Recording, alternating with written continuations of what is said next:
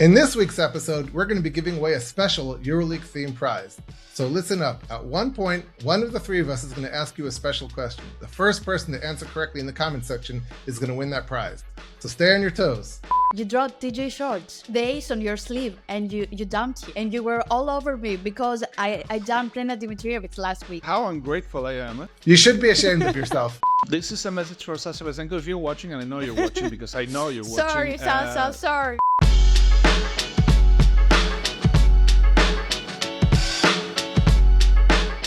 Welcome back to the EuroLeague Fantasy Challenge podcast, where we continue our weekly quest to build and help you build the ultimate lineup. I am Frankie Sachs, and I'm joined by Javier Cancelo and Vasiliki Caramuza. While I crashed and burned last week, Vasiliki was the champion of a 3-0. She was the round 2 expert with nearly 140 points. How did you do it, Vasiliki? I don't know. I would say luck, but maybe some good choices.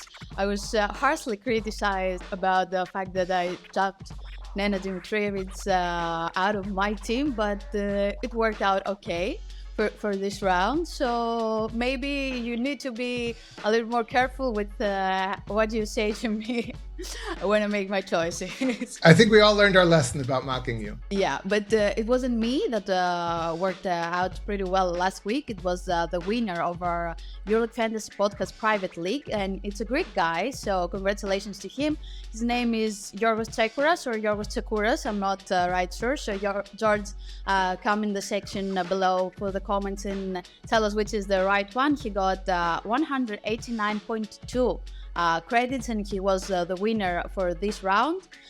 Remember, there is still plenty of time for you to join our private league, so here's the code right here on the screen, so you can join, get the prize next week, and get a shout out from us to the next episode, so don't miss this opportunity. Guys, I have some news for you. Well, first of all, this. How do you like it? It's the new studio, the EuroLeague studio. It looks fantastic, and you look fantastic. Oh, thank you very much. I didn't expect that. And well, I'll get criticized in a second, so it's good to have some nice words in the beginning. Well, the other thing is that, of course, it's the first double run of the week of the EuroLeague season. So we're going to have games pretty much every day, Tuesday, Wednesday, Thursday, Friday. In my opinion, there's a game that is critical for fantasy because it's the only one that actually makes you fix things in round 3, which is Barca-Monaco. It's the only game played on Wednesday. If you want to make changes in your team in between round 3, that's the only choice. And maybe we should have players from that game, right? Yeah, that is the Band-Aid game, basically. You need to go all in with your best 6 players from turn 1 and then have somebody available or as many players available from the turn 2 game of those 2 teams. So yeah, the wise players will be making picks. I say that, of course, as not having made very wise picks last week, but strategically, you want to make sure that you have Band-Aids for your turn 1 mistakes, and can only come from those 2 teams. Only a few minutes into this episode, and I'm already feeling bad about my choices for this week because I only have one player, and it's a backup player from the game that will be played on Wednesday, because the other 8 games is on Tuesday. So all the other players I have is from this turn. So I'm already feeling bad. Thanks, guys. You don't have to feel too bad. I just want to say that personally, I find these are 2 teams that are a little bit difficult to trust their stars to be consistent on a weekly basis. So I also don't have the biggest players there. I say that with the exception of Mike James, who's still coming back from an injury and is not yet to his MVP self. But the rest of it, the addition of Jordan Lloyd suddenly after 2 rounds, how will that affect the Monaco backcourt? Barcelona is always a team where you can't necessarily say that this guy's can be a star this week. So it's a bit tricky. Yet this is what the basketball gods gave us this week. This is what we have to choose from. And if you want to have a second chance, it can only be from that game. Javi, I think you're about to disagree with me, though. Yeah, well, I mean, I wrote the EuroLeague Fantasy Tips article for EuroLeague Net today, and I recommended Mike James just because of this, because I think he's the best player available in that game, and the one that you can actually pick as captain if you have a bad day in turn 1. But I didn't buy him. So why? Because I have problems in my team. I mean, I had Asbel won last week, and I had 2 players with negative score, and I just can't afford Mike James right now. I wish. but I can't. I went in another direction. I had to sell 2 of my stars to shape things up, but right now my team is in trouble, and I'm trying to, rescue it for the double week and see how it looks at the end of the round. You mentioned Maccabi, Frankie, and I want to start with Vasiliki. Radkas Jokubaitis got injured, Jordan Lloyd left, Sabin Lee arrived, Tamir Blatt and John Di Bartolomeo stayed. That's the more or less the situation of the backcourt there. What do you think? I have Blood on my team still.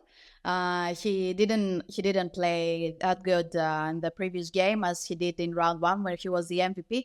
But with all these changes, with Jordan Lloyd leaving and Rokas Jokubaitis being injured, I think he's gonna play significantly in heavy minutes this week. So he's still on my team. He's still a good option. He costs only 8.1 credits.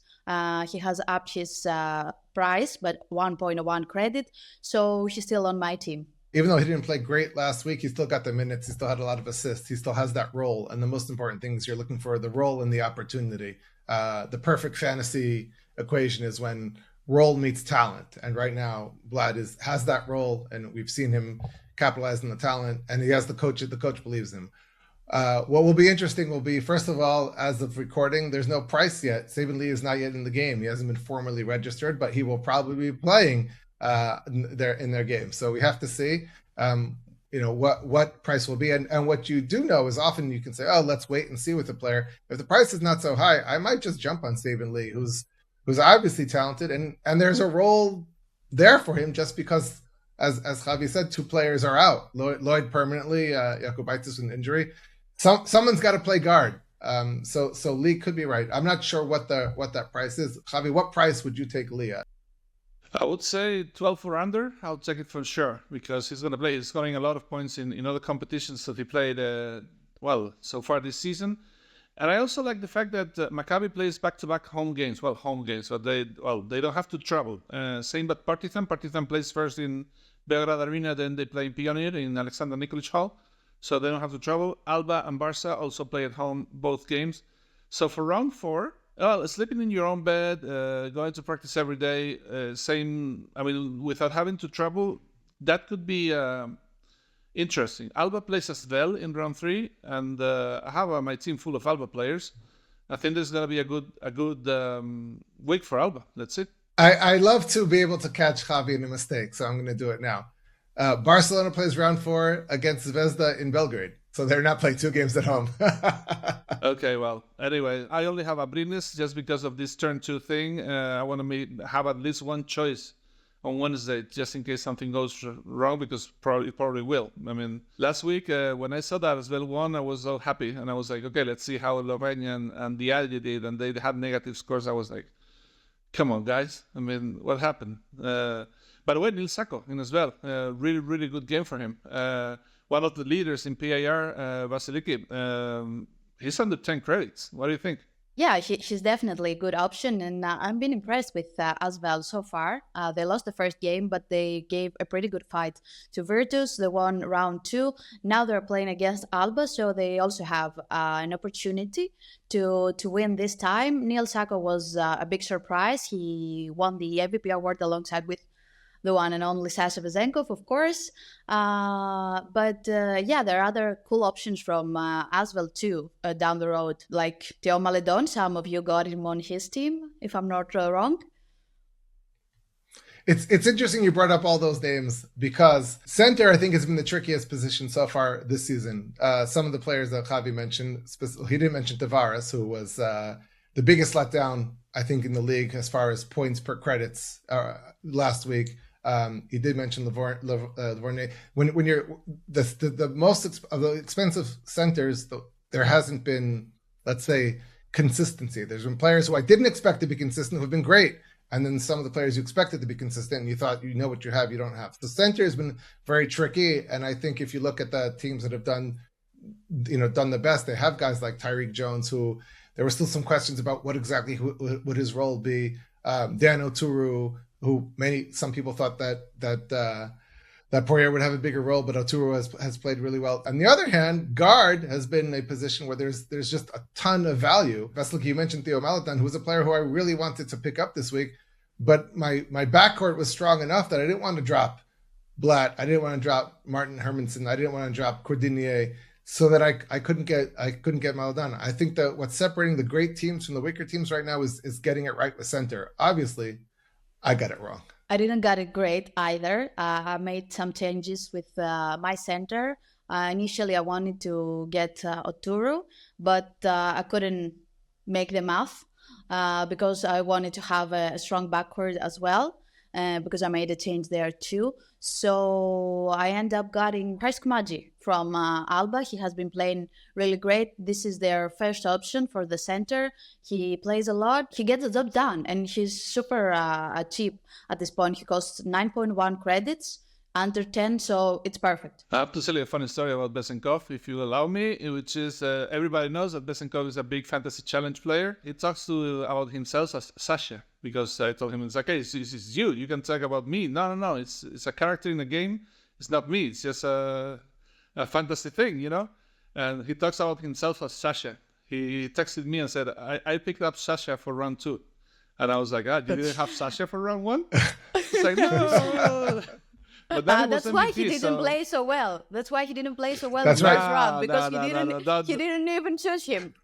No. That's right. That's the scoop. That's the scoop. We all need to know when Sasha picks himself. Come on. Don't get Sasha into trouble. He's a great guy, and I guess that he saw himself in good shape and in good motion, and I think he's gonna be in his own team for a long time. I mean, he was MVP of the round. I mean, he was right. So he knows how to play. Eh? He's a very, very good player. Hopefully, he'll be with us soon. Let's see. Anyway, should we talk about our teams? What do you think? I wanted to hear that girl right here. Yeah. For my team this week, as I already said, I dropped Hasiel Rivero to get Christ Kumaji as my starting center. I also dropped Luwavuka Baro to get Bonzi Colson from Fenerbahce. He had a really strong game last week, and now Fenerbahce is playing against Crvena Zvezda. They're still looking in the market for a forward. So I think maybe that's a good choice for round 3. I also dropped Sylvain Francisco. He wasn't great, but he did the job for me last week. So now I'm getting Kendrick Nunn. He's been really hot lately. He had a great game in Oaxaca, the first home game for Panathinaikos this season. And he was also the MVP for the Greens in the domestic league game. He had 27 points. He was the main reason that Panathinaikos managed to get that away win against PAOK. So I think he's in a really good shape, and he had to be in my team since I couldn't get Mike James. I'm really looking forward to the first time we get unlimited changes, so I can find a way to get Mike on my team finally, because it really hurts me that I don't have him. Lastly, I did a change that I'm not very comfortable about, and I know it might cost me, but I couldn't get the other guides if I didn't do this. So I dropped Ante Zizic and I got Ndiaye from Baskonia, not from Real, which is probably going to be a 0 in my scoreboard because he's probably not going to play. He hasn't played so far, but essentially I'm going with 9 players this week. So I think that's a bold move. I hope it pays off. I'm not very sure though. Thoughts? I don't like it. If Kumaji doesn't play well, the center position is really weak, my opinion. But then Kumaji could do 25, and then you're great. Problem with this round 3 is that having only one game on Wednesday, you really have to be smart and ace everybody and make sure that everybody in your team delivers. And there are going to be a lot of low scores, I think, because of that. If somebody gets negative and it's a popular player, a lot of teams will go down to under 100 credits for sure. My trades. I trade T.A. Shorts. I think he's going to be a super fantasy player all season long, but playing against Panathinaikos with Jai and Grant all over him, that's going to be difficult. So I got Theo Maledon instead. Frankie mentioned, and you mentioned, Vasiliki also, that he's going to be, he's playing really well. He's doing a little bit of everything. Rebounds, assists. I like he's going to the line a lot. He's been, fantasy-wise, he's been very productive, and they play Alba, so they could get their first road win. So I'm going for Theo Maledon. Like I said, I bought Alex Sabrines instead of Ndiaye of a spell, just because I need a backup situation. I mean, a backup player at least for round 2. Abrines should play well against Monaco. He's a great 3-point shooter playing at home. Everything clicks for him. I traded Nikola Mirotic for Sasha Besenkov. They play against each other this week, in this round at least, round 3. I just think Besenkov will play better than Mirotic. Maybe I'll be wrong. Last week it was like that. Both played really well. But I want to get Besenkov. And then I traded Lovergne for Tyreek Jones, who has been a beast. And now with Jones and Oturu, I'm going to play both centers in my lineup. I will get to it. But right now, I'm really comfortable with my centers. To create some money, and because I was a little bit burned from last week, I dropped Tavares and I picked up Mam Jaite from Monaco, who gives me that opportunity for a player, which, of course, with the strategy, it doesn't have to mean that Tavares, that my starting center, who's Moses Wright on turn 1, will have a bad game. Somebody else could have a bad game, and I could put him in the 6th man role, but that just gives me that band-aid opportunity. I had to get Vezenkov. And I used the money I dropped from Tavares to get Vezenkov, and in that forward position, I dropped Da Silva. I also, like Vasiliki, got rid of Luelu Cabarro, who I was not down on him, but I had to make some moves and create some more money. And I got Ricci from Milan, who at least temporarily has a bigger role both last week in the EuroLeague and domestically with Josh Nebo out. And with the changes at Monaco, I got rid of Matt Strazel, who I don't think is going to have the role that we expected, but I still wanted to have another player playing on Wednesday, and I got from Barcelona Dario Brazuela. That's a nice move. He was the MVP for Barcelona last week against Alba. He can get hot anytime, but this round, I think the matchup is a bit more difficult, so I'm not sure how much he's going to play against Monaco. So I'm confident because my centers looks better than your centers, so... That's a first. Yeah, that's true. Step. But you dropped DJ Shorts. He was the ace on your sleeve, and you dumped him, and you were all over me because I dumped Nenad Dimitrievich last week, and now you're dumping DJ Shorts. Yeah. I dropped the 2 players that actually saved my team last week, Mirotic and DJ Shorts. How ungrateful I am! Eh? It's horrible. Yes. You should be ashamed of yourself. They got more than half of my points, Shorts and Mirotic, and I'm selling both of them. Yeah, it's life. No regrets, guys. It's a long season. They'll come back to my team, and they know it. No worries. So I'm starting my Moses Wright at center, who I thought about maybe did I want to move him. I have some questions, and center is, like I said, a tricky spot. I'm hoping that with Josh Nebo out and the inconsistency in the front court in Milan, that he will have a big role.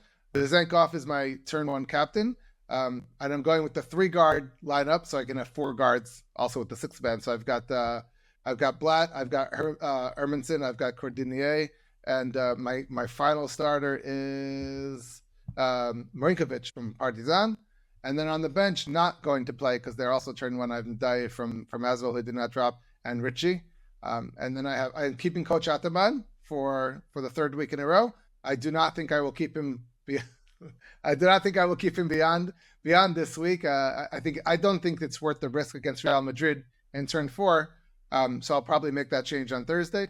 And then I have on my bench at center, I have Jaite and I have Brizuela. We spoke about them, who can. If needed, I'm confident that I can put them in, and if I have a bad performance, many of my starting 6. I think I might make that bet on Coach Ataman around 4 because Real is not currently playing their best, and maybe Panathinaikos can take advantage of that. But if I screw up this weekend and need to make credits, he might be off, and I might get a cheaper option there. So you can follow us all on X, formerly known as Twitter, to see what changes we will do for round 4, because there won't be a second episode coming this week. It's only 1. So for my current team, I have Christ Kumaji as the starting center. I have Sasa Vezenkov, of course, forward, and Bonzi Colson. Kendrick Nunn and Eliza Bryant are my guards. I'm torn for the 6th guy. I'm between Vanya Marinkovic and Tamir Blatt. At this moment, I'm not sure which one will get that 6th spot because the 6th player is getting all their credits and the bench is only getting half. So yeah, there's 2 options there. I have Matt Strazel from Monaco Even though with Elio Kobo rejoining the team, he might see his minutes reducing. Not sure yet. I have Panathinaikos Kalaitzakis and I have NDIA from Baskonia, which I already told I'm not very comfortable about, but life's hard sometimes. You have to make bold choices. No wonder you're doing better than us. Elijah Bryant, great pickup. I have 2 guards, 2 forwards, 2 centers in the lineup plus Coach Ataman. The centers I already said is Dan Oturu and Tyreek Jones is the only 2 I have. Bezenkov and Marinkovic are going to start at forward with Gianni Wetzel and Abrines on the bench. Wetzel permanently on the bench and Abrines just in case. Tamir Blatt and Theo Meledon are going to start at guards and the 2 backup guards because they're playing turn 1. They're not going to be substituted at Di Bartolomeo and Matisek.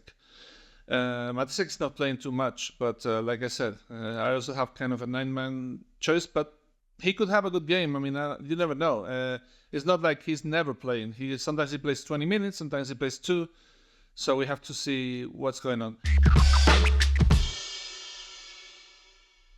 Team captain. I think we all agree on the same player, right? No, I will surprise you. Wow. Yes, I need to diversify a little bit. Not do what everybody else will do to maybe take advantage of that. So I have given my captain banner to Kendrick Nunn and not Sasa Vezenkov this week because, as you said, he's playing against Nikola Mirotic. So maybe this is not the best matchup for him. Defenses are adjusting to him, so sometimes he's not getting the ball as much as he wants. So maybe back-to-back MVPs is too much for this time of the year. This is a message for Sasha Vezenko. If you're watching, and I know you're watching because I know you're watching. Sorry, Sasa, sorry, If you come to the show, just remember this, please. We are loyal to you, Frankie and I. We have you as captain, and we love you. That's it. No, don't create damage between me and Sasa. Nah, it's okay. He's a cool guy. He'll understand. He knows the game, so he's not gonna be mad at this. So that's the good thing about it.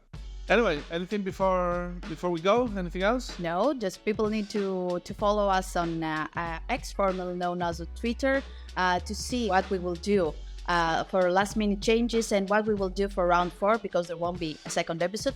And now is the time, I think, to ask that famous question that will get someone a really good prize. The question is, which player has the bigger FPA? That's fantasy points average. Who has the best average in the league right now after 2 rounds? The winner will win. It's a very good prize. A EuroLeague TV subscription for the whole year. You can watch all EuroLeague, all EuroCup games. There's also a 24-hour channel rotating classic games. I have an account and I, of course, watch it almost all week long. No, that's a wrap. Thank you, everybody, so much for being with us. And if you're still listening, for staying with us until the very end. As Vasiliki said, don't forget to hit the button to subscribe so you never miss an episode. We'll be back here next week when we should all be a little bit wiser after 18 more games in the Turkish Airlines EuroLeague. And we will see you then.